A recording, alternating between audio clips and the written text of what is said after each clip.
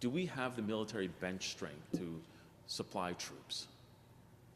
Yeah, I'll just give a high-level outline and answer your question.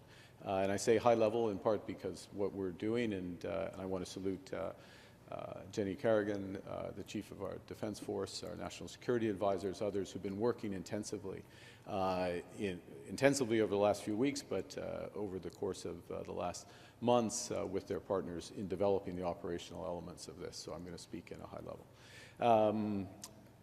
recognizing there's a lot more underneath about what I'm about to say. The first line of defense, obviously, is the Ukrainian Armed Forces, and one of the elements of the 20-point plan, peace plan, is going to be the size of the Ukrainian armed forces, which is considerable as it's negotiated now, so the size would be very large.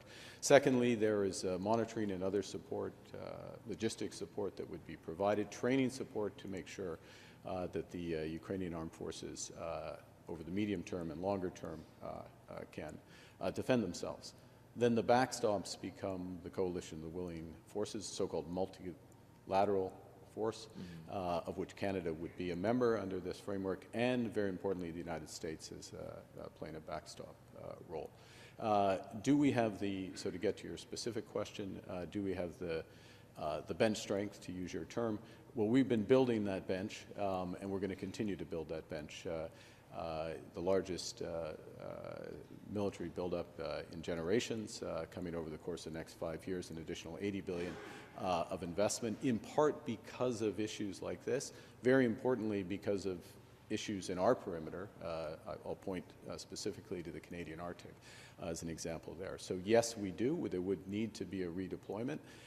But the last point I'll make, and just to put in context, which of course we're stronger together. So we're as part of a coalition, as part of a multilateral force, coming behind and coming with the Americans. That means that our contribution has a much bigger effect than obviously we would if we were on our own.